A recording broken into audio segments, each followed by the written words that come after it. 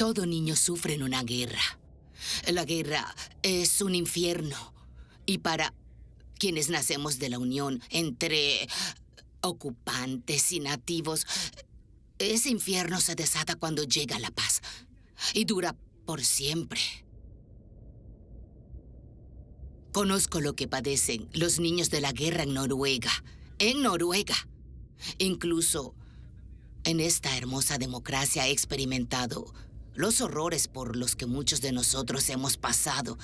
Así que solo puedo imaginar a lo que se enfrentan otros niños de la guerra de todo el mundo hoy en día. Y hoy estoy aquí contando mi historia de nuevo porque la lucha aún no ha terminado.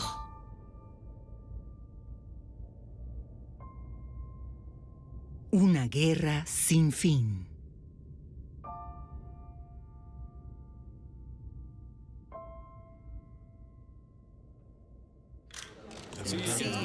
Sí, está por allá. Sí. ¿Ya llegaron?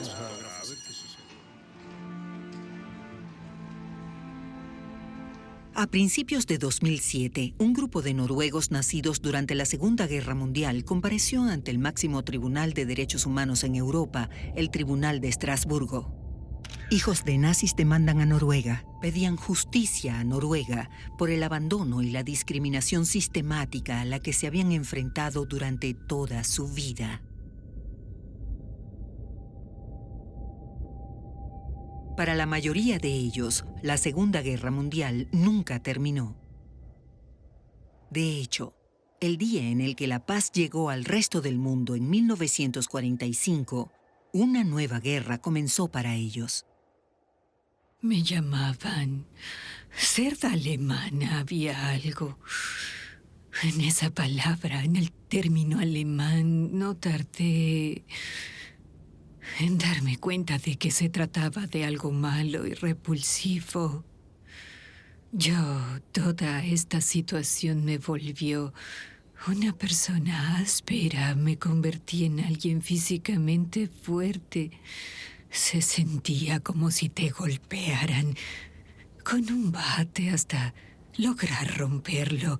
Uno tenía que endurecerse, era la única forma de continuar. Pero algo mucho más difícil fue cuando mi propia madre me llamó cerda alemana. Eso me dolió más que cualquier otra cosa.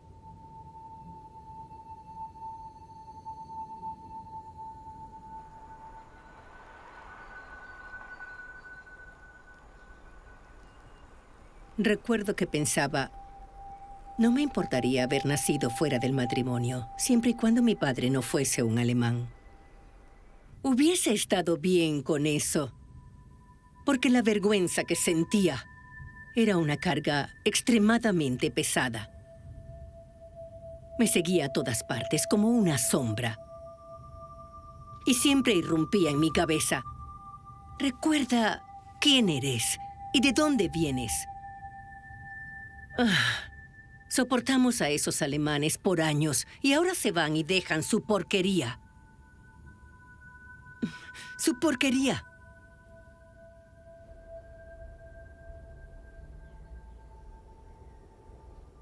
Una guerra es una guerra y ser el producto de una no es nada fácil.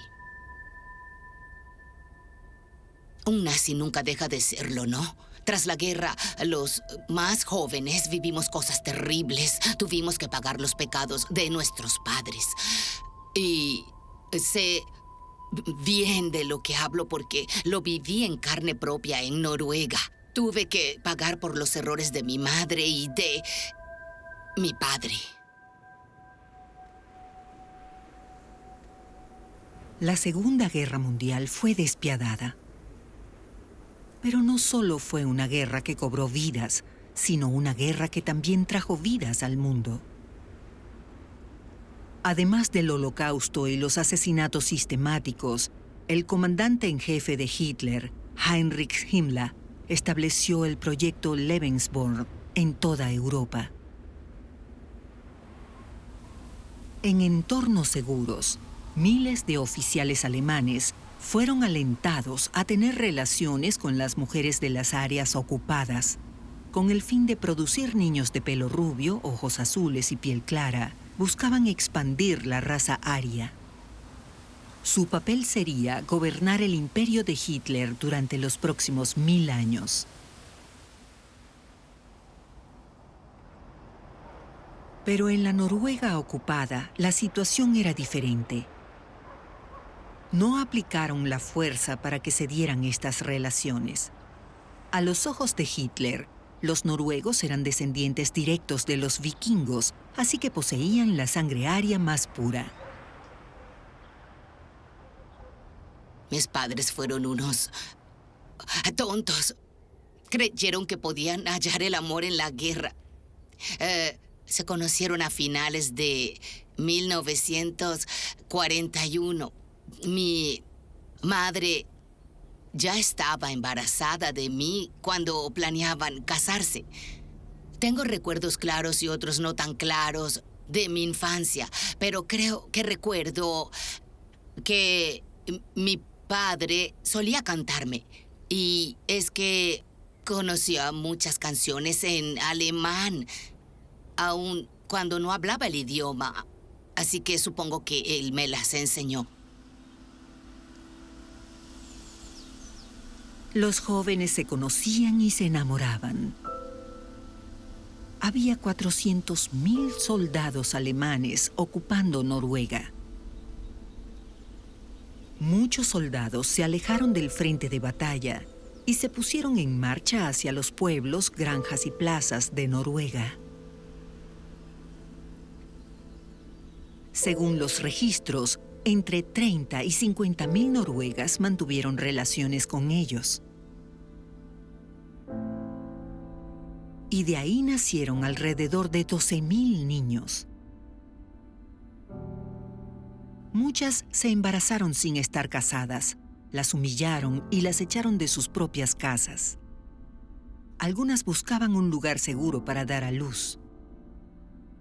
Fue entonces cuando los recintos Lebensborn las acogieron y las ayudaron con el parto y la manutención de sus hijos. Estos centros les ofrecían a las madres y a sus hijos un entorno más seguro al que encontraban en el mundo exterior. Pero eso iba a cambiar drásticamente después de la guerra.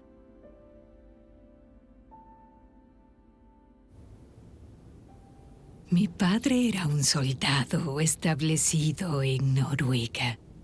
Cuando él conoció a mi madre, ella estaba viviendo con una tía. Su tía era dueña de una lavandería. Ambas se encargaban de lavar los uniformes de los alemanes. Así fue como mis padres se conocieron y se enamoraron. Mi padre murió cuando iba camino a Rusia. Falleció el 20 de octubre de 1942. Luego de eso me separaron de mamá y me enviaron a Lebensborn de Gottorp, que estaba dirigido por los alemanes. Estuve ahí hasta los 2 años. Después me enviaron a Everswolde, que era en donde vivían mis abuelos. Los primeros 7 años de mi vida fueron muy felices. Vivíamos aislados en un valle, encima de un roquedal. Vivíamos en una granja muy pequeña. No recuerdo ser pobre, pero sin duda lo éramos. Sin embargo, teníamos comida y también un hogar. Nunca pasamos hambre. Los horrores de la guerra se sintieron en todo el mundo. Es imposible calcular el impacto del terror desatado por las fuerzas de Hitler.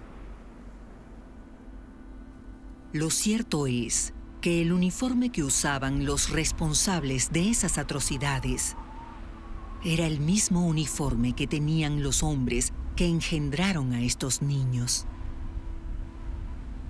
Así que no importaba si eran hombres viles o si eran seres humanos que anhelaban tener una vida normal. Porque una vez que llevaban esos uniformes, todos recibían la misma marca.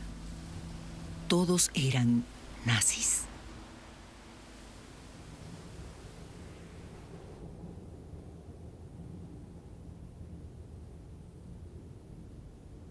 Me preguntaste si lo extraño, y la verdad es que lo llevo dentro de mí. Veo su foto todos los días. Está colgada en la pared de mi habitación. De acuerdo con mi familia y mi madre, él era un buen hombre. Fue alguien amable. Y físicamente mi hijo se parece bastante a él. También heredó su humor. Es un joven tranquilo. Y al igual que mi padre, tiene talento musical. Yo no lo recuerdo del todo, pero mantengo viva su memoria a través de las fotos. No, nunca lo conocí. Nunca me hablaron de mi padre.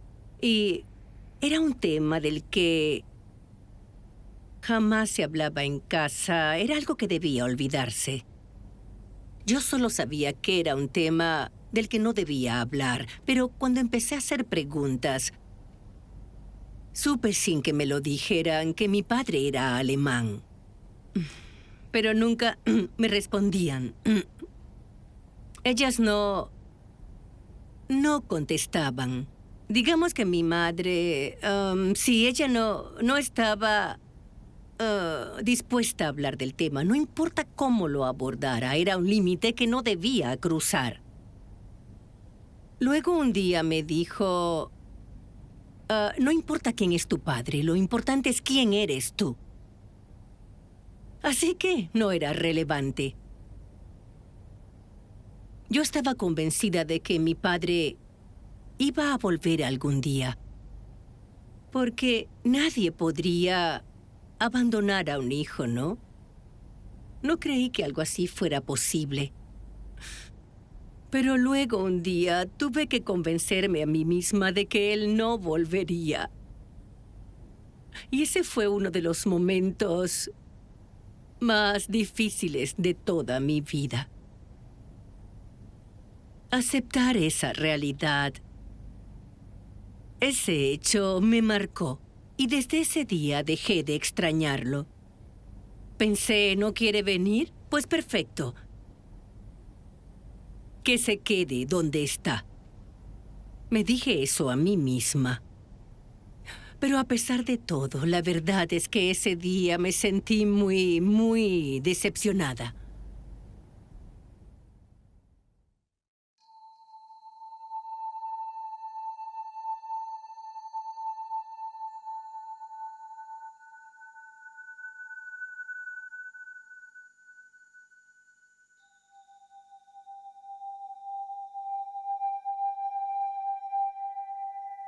Estas imágenes fueron tomadas durante la guerra en Dinamarca.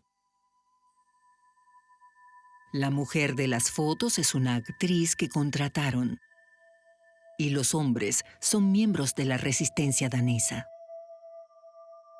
Las imágenes forman parte de un anuncio que buscaba advertirles a las mujeres e informarle al resto de la sociedad cómo debían tratarlas si llegaban a involucrarse con algún soldado alemán.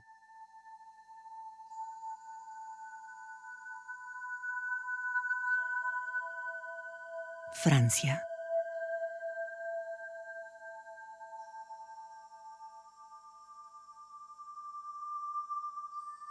Dinamarca.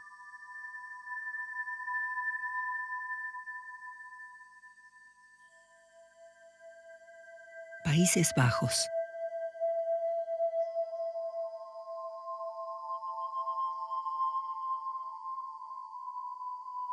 Bélgica.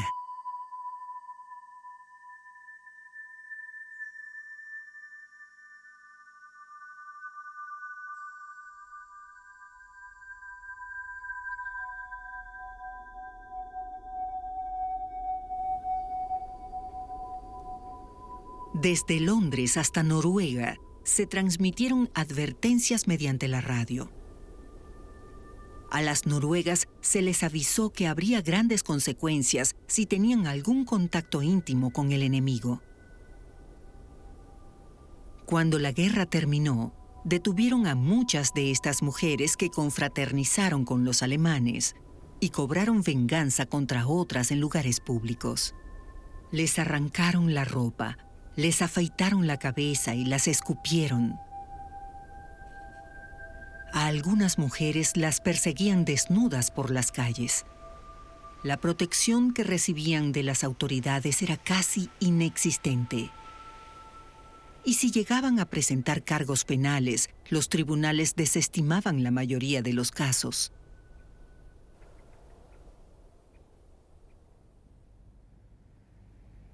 Recuerdo que mi familia decía, nos deshicimos de los alemanes, pero aún así tenemos que lidiar con su porquería, con la inmundicia que dejaron atrás. Así fue como comprendí que era hija de un alemán. Lo primero que recuerdo de mi infancia fue cuando llegué al orfanato. Tenía unos 2 años. Recuerdo a mi madre llevándome a través de la puerta principal. También recuerdo lo que dijo en ese momento. Dijo, este es tu hogar. Aquí es donde vivirás. Lo primero que me hicieron cuando llegué al orfanato fue algo que aún hoy en día me marca.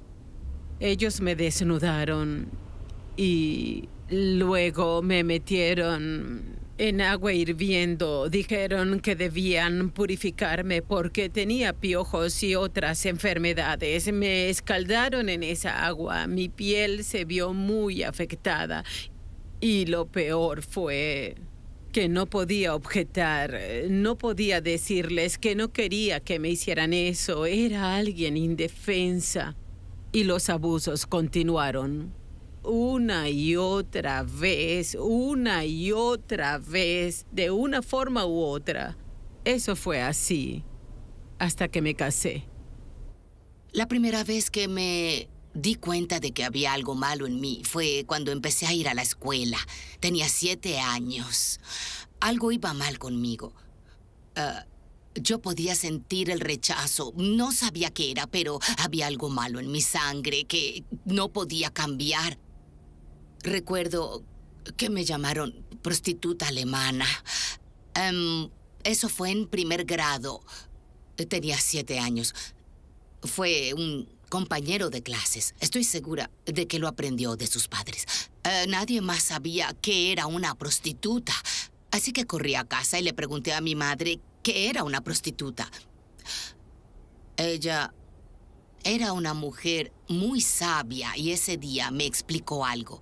Me dijo que no todos los alemanes eran nazis y que no todos los noruegos eran ángeles. Me explicó que había gente buena y mala en todas las comunidades. Ella supo matizarlo, lo equilibró un poco. Todos reaccionamos diferente. Algunos agachan la cabeza y se rinden. Pero yo no iba a dejar que eso me pasara. En lugar de eso, desarrollé un mecanismo de defensa. Afortunadamente fui capaz de transmutar la ira. La convertí en mi fuerza motriz.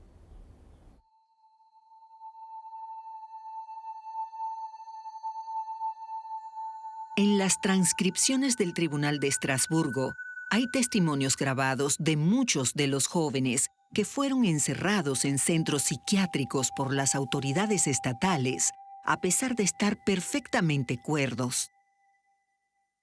Muchos fueron ingresados a los 4 años y estuvieron ahí hasta los 19 o 20 años. Tuvieron que convivir con pacientes con trastornos mentales muy graves y como resultado, al salir padecían de ataques de pánico, insomnio y a menudo tenían tendencias suicidas. En muchos de estos centros psiquiátricos, varios pequeños fueron violados por sus cuidadores. Uno de los testimonios habla de un niño que vivió en 20 orfanatos diferentes.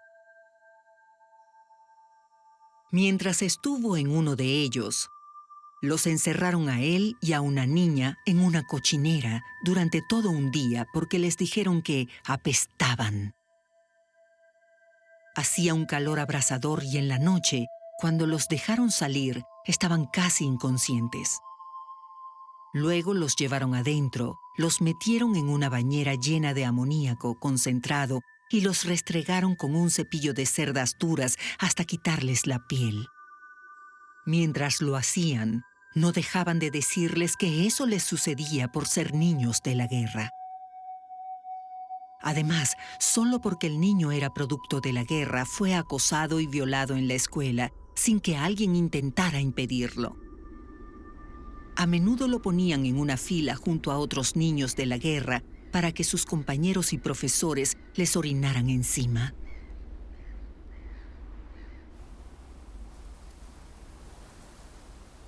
Un día mi madre empezó a trabajar en una fábrica de pescados.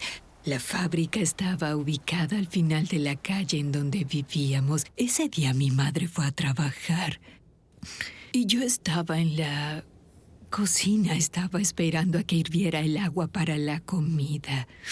Y ese hombre también estaba allí. Estaba pintando.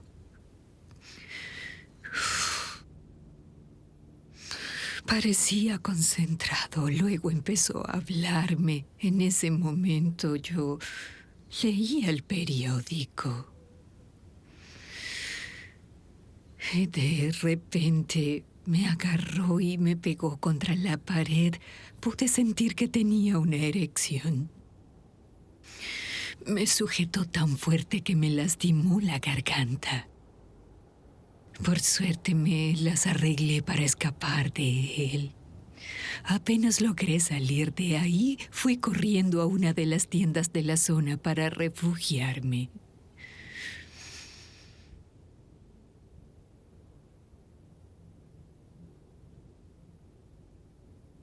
Honestamente, preferiría no hacer esto, porque recordarlo es traumatizante. Pero aquí va. Había una secta, tenían un lugar de encuentro. No sé de qué tipo era. Lo cierto es que fueron al orfanato, tomaron prestado a un niño y abusaron de él sexualmente. Luego, cuando regresaron al niño al orfanato, apenas podía caminar. Entonces se llevaron a otro niño y volvió a ocurrir lo mismo. Todo esto pasó. Toda la pesadilla ocurrió con la aprobación de ambas partes, aunque claro, fueron los adultos que dirigían el orfanato quienes permitieron todo eso. Fue algo tan terrible. A veces me provoca comprar un boleto y emigrar, porque en ocasiones es difícil identificarme con esta nación y todo el sadismo que empaña su pasado. Muchas veces me he preguntado, ¿de verdad es posible? Es decir, ¿quién le haría eso a un niño pequeño? He pensado mucho en eso. ¿Cómo alguien puede hacerle daño a un niño? Cuando escucho sus historias, la mía se siente diminuta.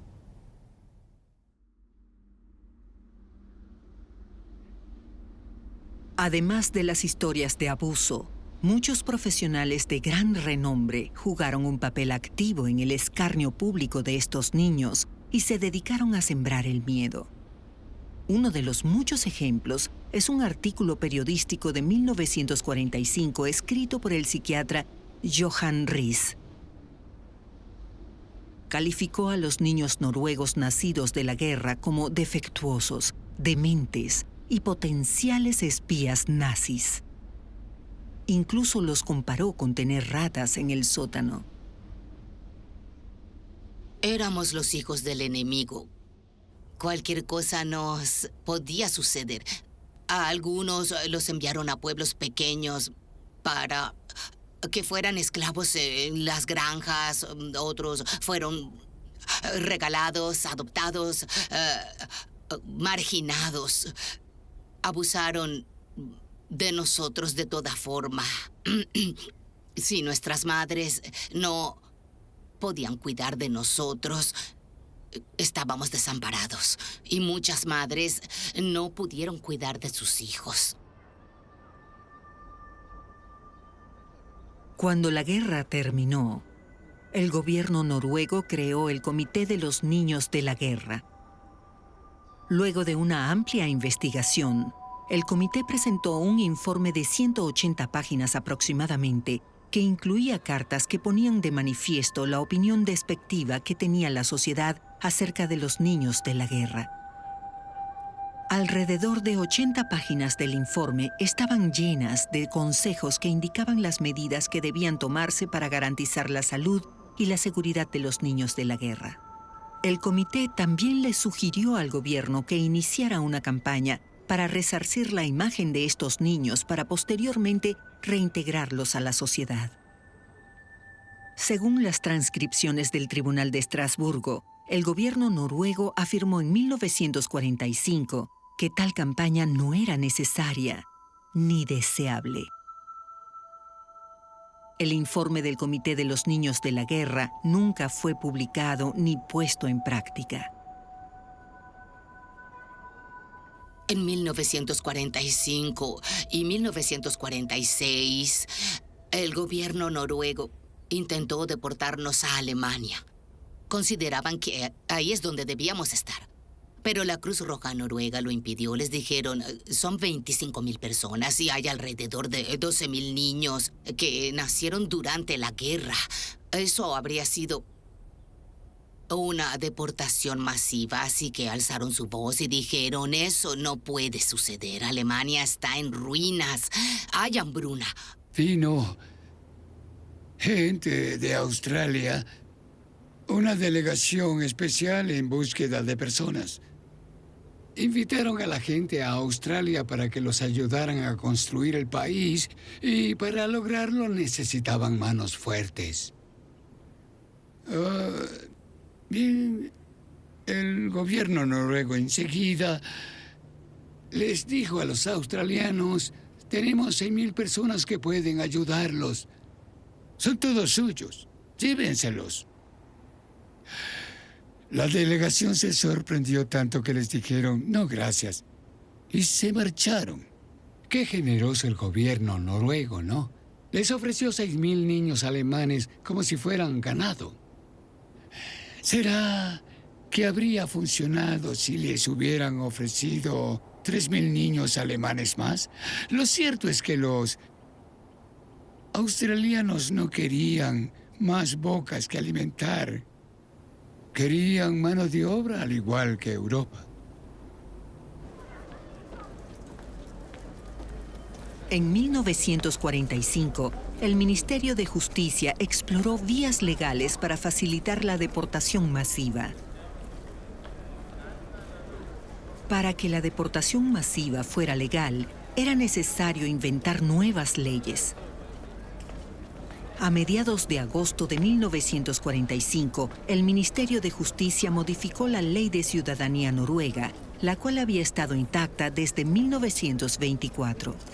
Mediante esta enmienda, miles de mujeres y sus hijos fueron despojados de la ciudadanía noruega. El gobierno no les dejó ninguna vía para readquirirla. Las acciones del gobierno generaron ciertas actitudes. Así que sintieron que debían justificarse. Pero en realidad, hicieron eso porque necesitaban culpar a alguien.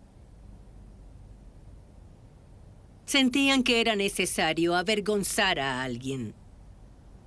Porque la historia de la guerra lo exigía. Y decisiones como esa legitimaron en muchas ocasiones el horrible trato que recibíamos por parte de la sociedad. El abuso era constante. Nos llamaban los asquerosos e inmundos alemanes.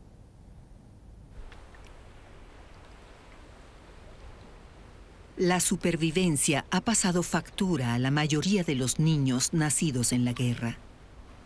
Los estudios demuestran que muchos han tenido una calidad de vida inferior en comparación con sus contemporáneos. Se han visto forzados a recibir una educación y sanidad limitada y también han tenido menos oportunidades para mejorar su calidad de vida. Pero a pesar de las dificultades, muchos han logrado vivir sus vidas con honor y dignidad. Yo tenía 16 años cuando conocí a mi esposo. Me enteré que ese día alguien llamado Canut iba a venir a la plaza del pueblo. Tuve que engañar a los del orfanato para poder ir a verlo y planear cómo salir de ahí. Nunca en mi vida había visto unos ojos marrones tan bonitos. Eran preciosos, parecían estar hechos de miel. Él tenía los ojos marrones más hermosos de todo el mundo y, por suerte, fue amor a primera vista. Me mudé cuando tenía 14 años y desde entonces trabajé a tiempo parcial y estudié. Acepté todo tipo de trabajos. Fui niñera, criada, trabajé en una tienda, limpié casas, hice de todo un poco para pagar mis estudios. Era pobre y nunca sabía de dónde saldría el dinero para pagar la renta. Era una lucha constante para sobrevivir. Yo era una bailarina apasionada. Me encantaba bailar. Siempre iba a fiestas con mis amigos. Vivía en un área con muchos campamentos militares. Y cada sábado hacían bailes en el salón comunitario. Y todos nos reuníamos ahí a bailar, chicos y chicas. Era toda una celebración, en serio. Amaba bailar. Conocí a mi esposo cuando yo aún era muy joven. Diría que fue demasiado pronto, pero es algo que no puedo deshacer, así que ni modo. Así fue como terminé en Gudbrandsdalen. Fue en el año 1960. Sí. Gudbrandsdalen es un distrito en donde la gente es bastante estricta en cuanto a mantener sus tradiciones. Al llegar les dije que mi madre nunca se casó. También que tenía un hermanastro y que mamá no se casó con ninguno de nuestros padres. Eso fue todo lo que dije. Querían avergonzarme. Por las venas de mi madre corría sangre Sami y, claro, por las mías también. Además, conozco la historia de los Samis. Ellos también guardaron silencio hasta su lucha en la década de los 80. A los Samis también los atacaron por quiénes eran y por sus orígenes para dominarlos. El día que me casé, el sacerdote dijo que tenía que mandarme a esterilizar. Él mencionó que yo no era apta para criar niños, así que me dijo que la esterilización era la mejor opción. Me insistió que debía esterilizarme, pero le dije no pienso esterilizarme. Él dijo, debes hacerlo, no puedes arriesgarte a tener hijos tan estúpidos como tú. Quedé en shock. ¿Te imaginas a un sacerdote diciendo algo así? ¿Te imaginas que la persona que va a celebrar tu matrimonio te diga, si alguna vez llegas a tener hijos, podrían ser tan retrasados como tú?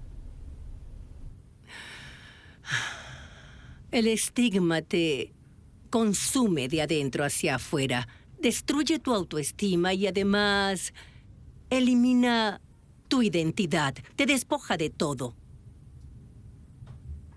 Sientes que te engulle.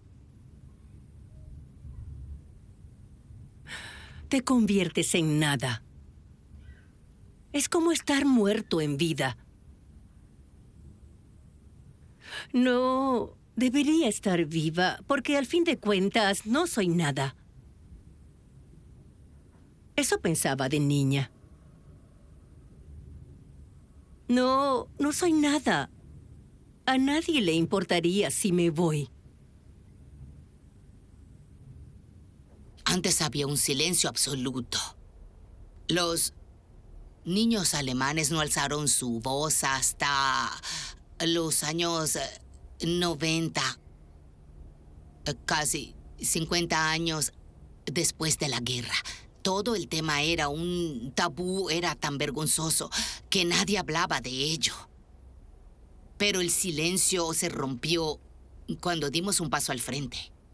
Cuando decidimos empezar a organizarnos, encontramos a una abogada que llevara el caso y le exigimos al gobierno noruego una indemnización.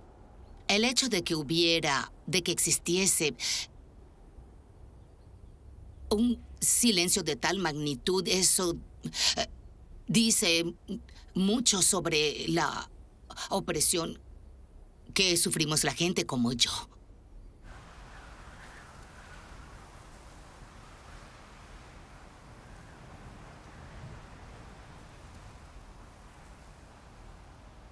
Yo no sabía nada del caso. Ni siquiera había oído la palabra Lebensborn. Digamos que la primera vez que escuché la palabra fue cuando estaba en el trabajo y recibí una llamada de alguien que se presentó como una persona que era Lebensborn. Y pensé, ¿Lebensborn? ¿De qué habla? Enseguida me explicó la situación, cuál era su objetivo, y me preguntó si podía ayudarlo. Se trataba de un niño Lebensborn. Lo escuché y quedé anonadada. No podía creer que algo así pasara. Inmediatamente me involucré. Me dije a mí misma, debo investigar esto. No puedo permitirme no hacerlo. Alguien tiene que tomar este caso. Además, me dijo que había hablado con otros abogados y nadie quería tomar el caso. Yo accedí enseguida. Primero nos reunimos con el Ministerio de Justicia. Hablamos con varios políticos para explicarles nuestro caso. Pero desafortunadamente, ellos no nos escucharon. Por eso fuimos a los tribunales para exigir una indemnización.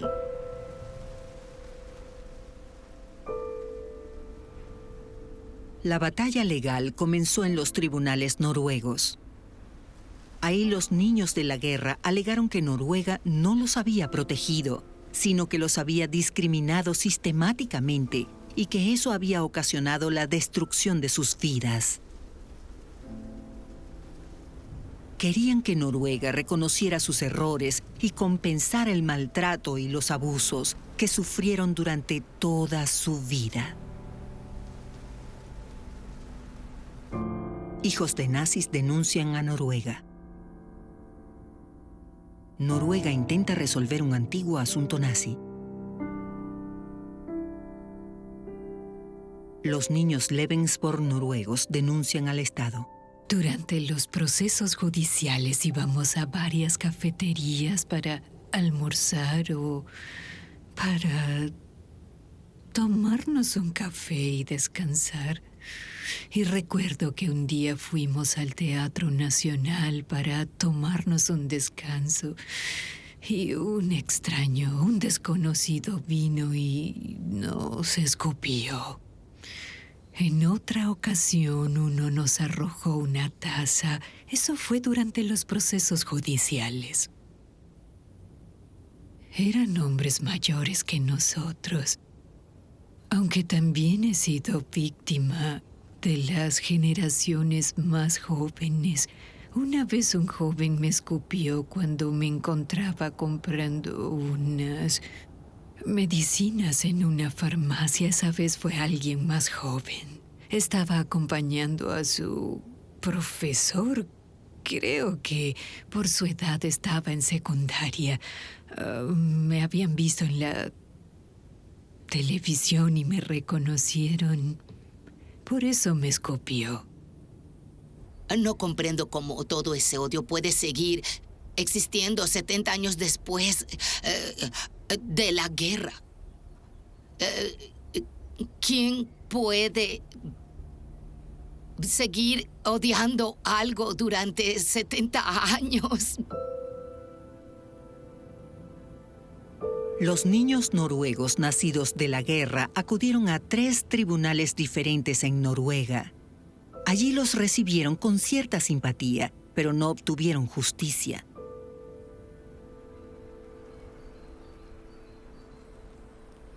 Les dijeron una y otra vez que aunque sus historias tenían mérito, sus reclamaciones carecían de vigencia de acuerdo con la ley.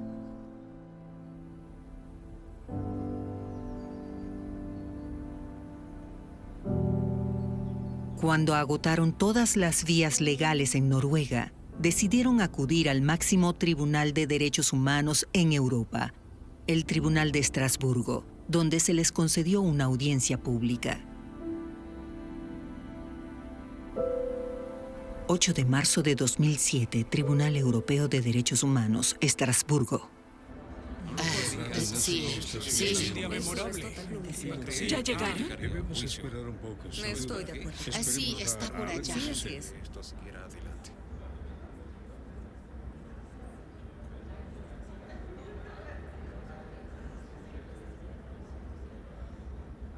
Doy inicio a la audiencia de los niños Lebensborn contra Noruega. El caso se ampara en el artículo 34 de la Convención del Tribunal y fue presentado por un total de 159 personas. Señor presidente y distinguidos miembros del tribunal, primero que nada, es un honor comparecer el día de hoy ante ustedes. El tribunal les dio a las partes una lista de preguntas a las que me referiré al presentar los argumentos del gobierno en relación a este caso. Voy a demostrar que la ley de prescripción noruega fue aplicada de forma legítima en el presente caso y que, por tanto, se cumplió el artículo 13 a cabalidad. Además, mostraré que no se ha discriminado a estos solicitantes y que no ha habido negligencia en la obligación de Noruega de garantizar sus derechos como miembros de la Convención. Cuando oí las palabras del abogado de Noruega, estallé. Estaba a punto de levantarme y gritarle, pero el presidente de nuestra organización me agarró del abrigo y me dijo: ¿qué crees que hace? Siéntate. El caso fue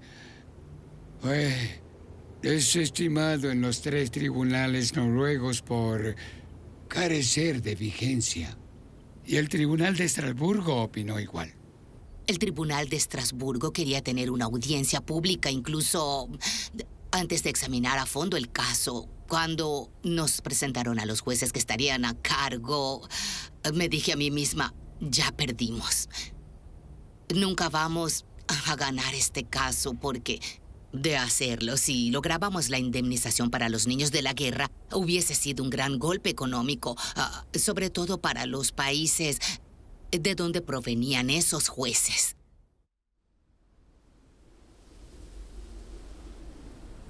La prescripción en caso de abuso relacionados a niños de la guerra es de 20 años.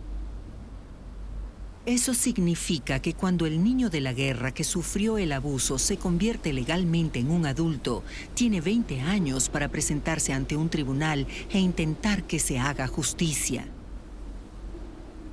Los tribunales noruegos y el Tribunal Europeo de Derechos Humanos de Estrasburgo les negaron el acceso a la justicia a estos niños de la guerra, principalmente por este motivo. Declararon que el caso había caducado por haber sobrepasado el plazo establecido en las leyes noruegas.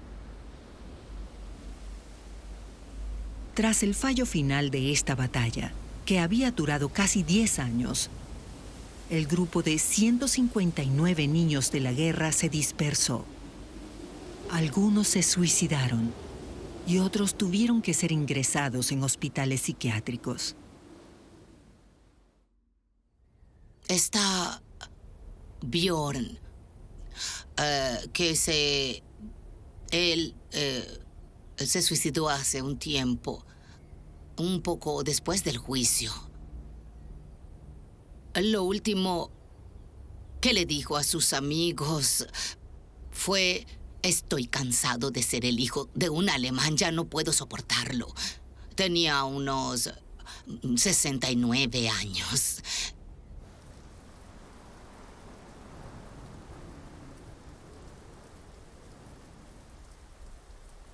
Puedo entender por qué muchos deciden irse. Antes era difícil y lo sigue siendo ahora. Muchos han muerto. Muchos se han quitado la vida. Un gran número de nosotros. De hecho, hay un estudio que demuestra que hay más suicidios entre los niños de la guerra que entre otros en la población que nacieron en la misma época. Los niños de la guerra son más vulnerables. Son más los niños de la guerra que se suicidan en comparación con los demás niños.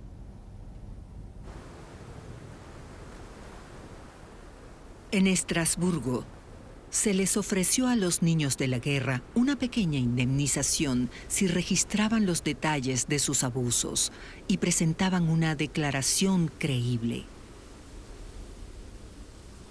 Les dijeron que si tenían evidencias que probaran los abusos, podrían optar por una indemnización mayor. En Estrasburgo, el gobierno nos ofreció una indemnización. Un representante de un partido político dijo: esa es la indemnización más pequeña que le han otorgado a un grupo en los tiempos modernos. 20,000 coronas noruegas. Ni siquiera el salario de un mes. ¿Eso es lo que vale la vida de una persona?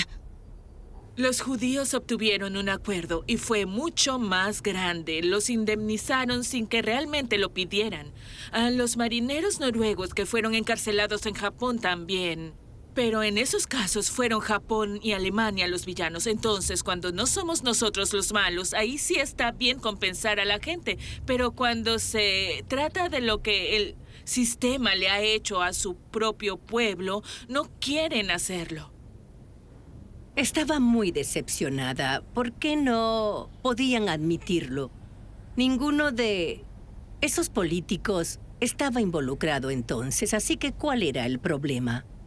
¿Por qué la escena política no pudo ser lo suficientemente generosa como para decir: es cierto, sucedió?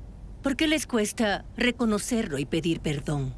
Si lo hubieran admitido, no habríamos ido a ningún juicio.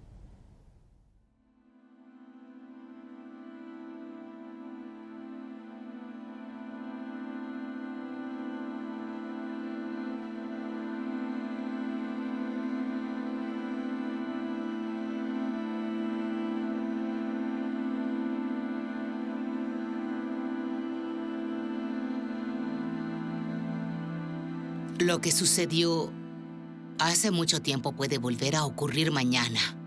Y es que siempre oímos de las guerras, pero nunca escuchamos de los niños que son producto de la guerra. Eso debe cambiar.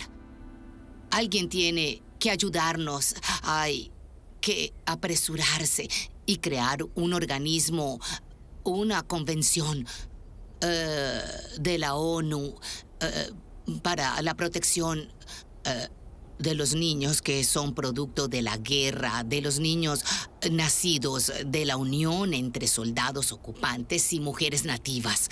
La convención actual de la ONU no es suficiente para proteger a estos niños, pues no toma en cuenta las situaciones extremas que pueden surgir. Los niños de la guerra necesitan su propia convención. Cuanto antes mejor. Cuando pienso en mi infancia y digo, ¿qué hizo que mis días fueran tolerables? La respuesta es mi tía. Era una señora mayor y de baja estatura que tenía una casa en donde 12 personas se sentaban a cenar a diario. Ella siempre me miraba. De niño, tienes que ser visto. Todo niño debe sentir que alguien está ahí para él.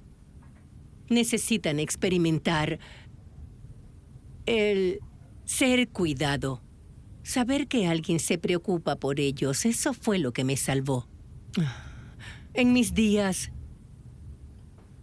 más oscuros tenía a mi tía Ilma. Podía acudir a ella cuando todo era difícil. Y aunque hubiera 12 personas en la casa, ella siempre tenía espacio para mí.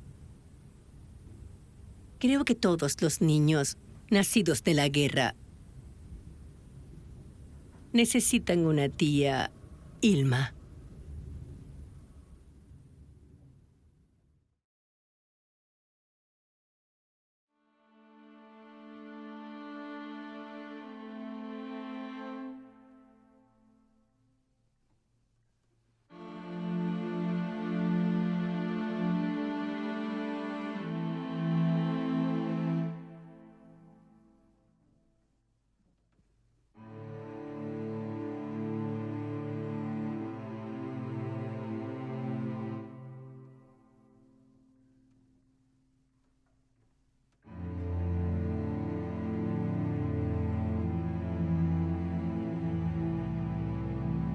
Up North.